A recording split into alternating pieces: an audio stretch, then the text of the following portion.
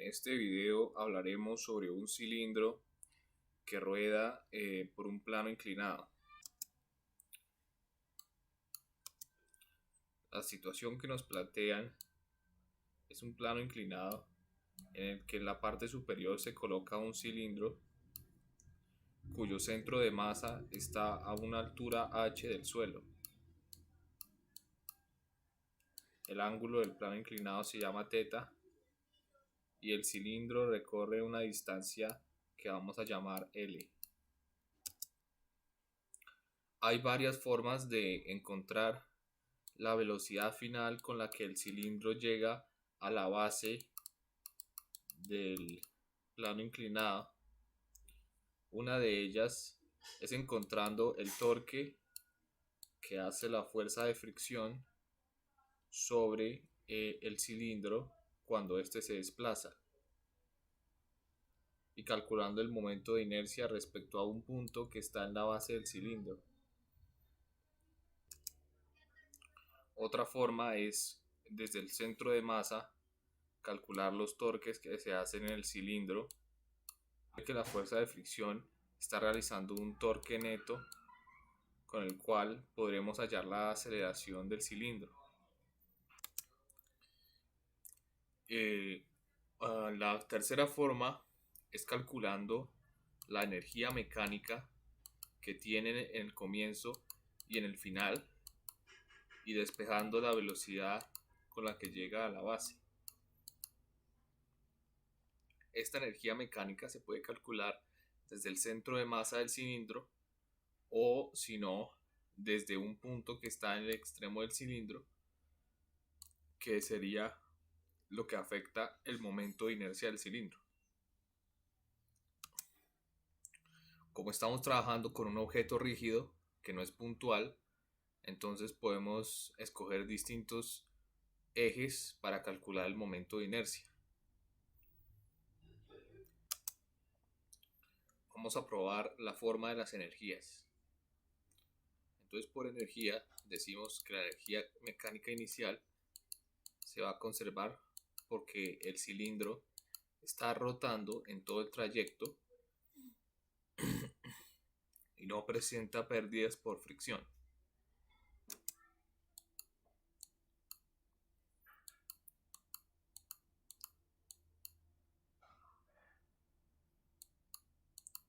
Vamos a tener en cuenta la energía cinética traslacional inicial, la energía cinética rotacional y la energía potencial inicial.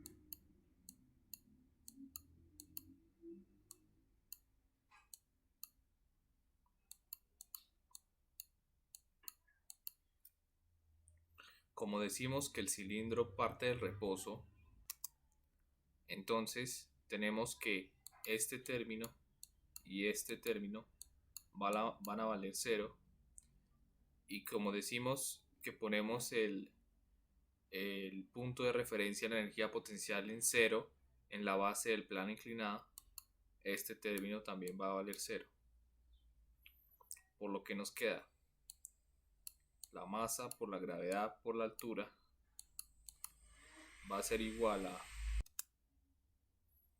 a 1/2 de la masa por la velocidad lineal al cuadrado, velocidad del centro de masa, claro está, más 1/2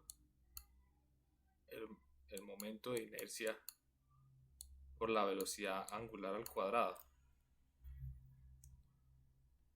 Aquí tenemos que el momento de inercia va a ser igual a 1/2 de la masa por el radio al cuadrado y que la velocidad angular va a ser igual a la velocidad lineal dividido el radio de la trayectoria. Como tenemos estas dos ecuaciones que nos ayudan, vamos a sustituirlas. Vamos a tener que la masa por la gravedad por la altura es igual a 1/2 de la masa, la velocidad al cuadrado, más 1/2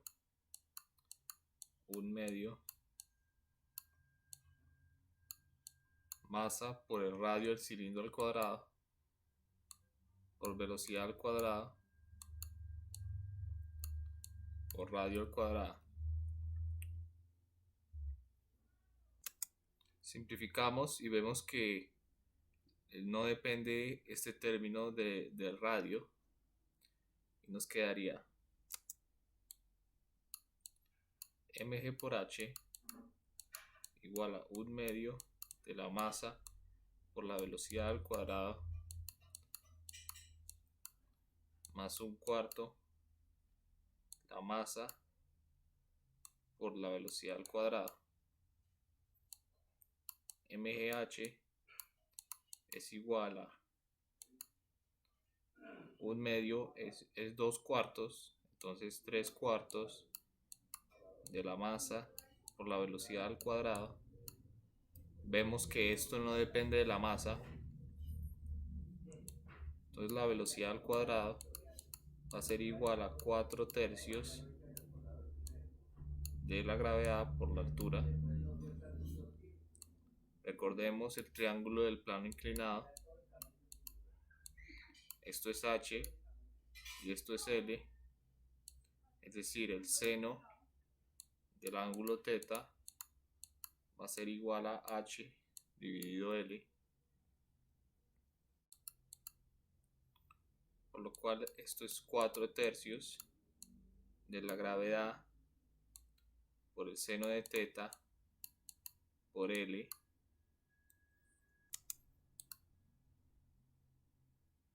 Entonces la velocidad al llegar a la base va a ser la raíz cuadrada de 4/3 la gravedad por el seno de θ por l.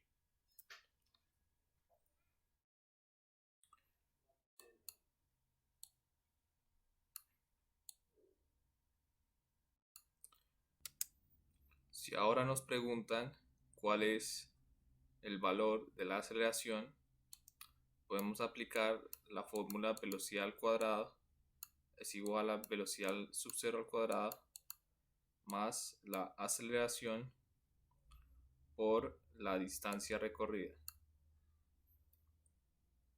En este caso, velocidad inicial 0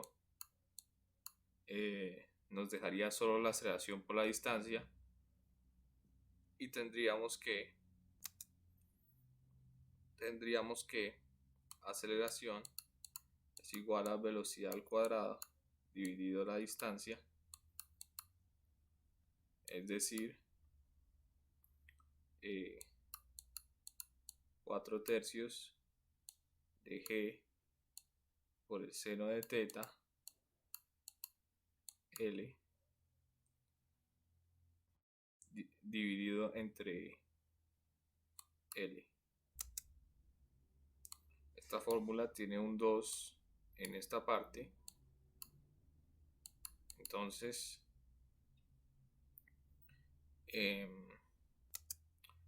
nos quedaría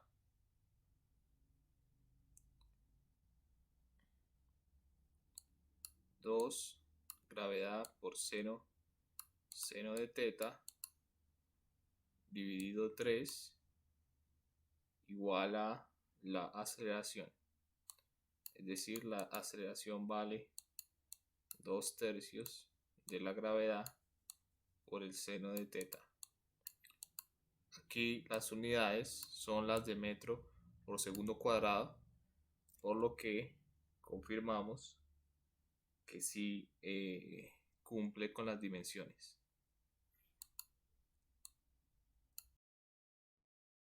Si ahora nos preguntamos cómo calcular todo a partir de torques y de fuerzas, entonces nos concentramos en el punto del centro de masa del cilindro, que sería el punto O, para calcular la sumatoria de los torques totales.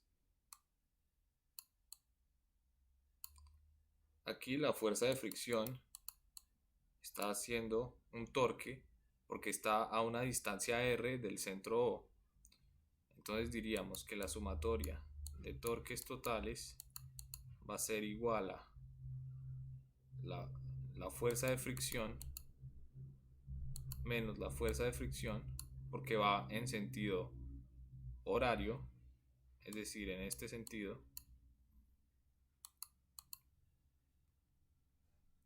igual al momento de inercia por la aceleración angular. Podemos decir que la aceleración angular va a ser igual a la aceleración del centro de masa dividido el radio de la trayectoria, por lo que tenemos que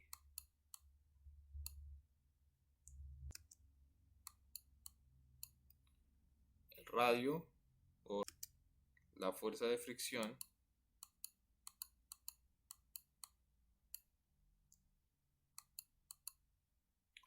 va a ser igual a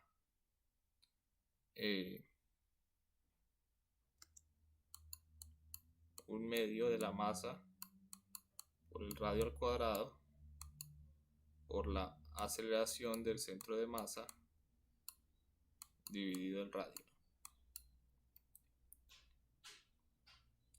De esta expresión se cancelan los radios y me queda que la fuerza de fricción va a ser igual a menos un medio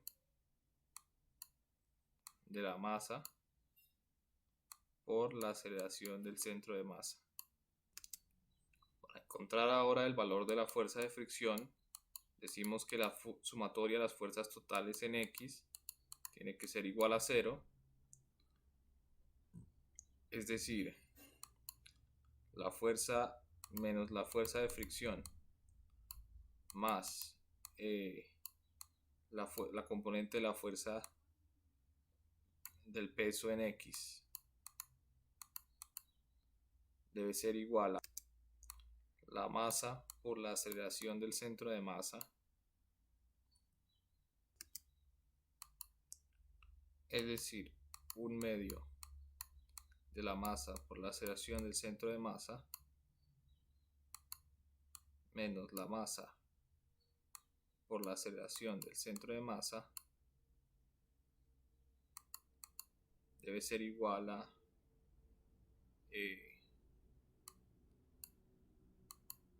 menos la gravedad por el seno de teta.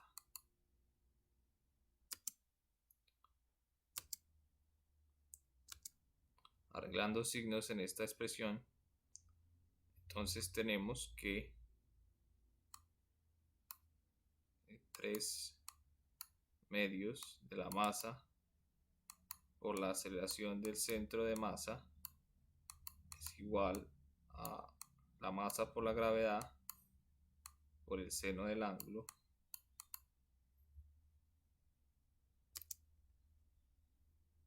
es decir, la aceleración del centro de masa no va a depender de la masa y va a ser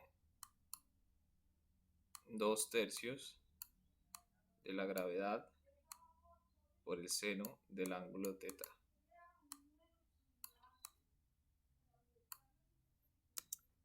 Entonces vemos que con el argumento de los torques y las fuerzas hemos llegado a la misma conclusión de la aceleración del centro de masa. Podemos hacer el mismo cálculo simplemente escogiendo otro punto para la rotación del momento de inercia y llegaríamos al mismo resultado. Cabe destacar que en este caso decimos que la aceleración va a ser constante porque el cilindro está rodando en la superficie y no presenta fricción que genere un cambio en la aceleración neta total.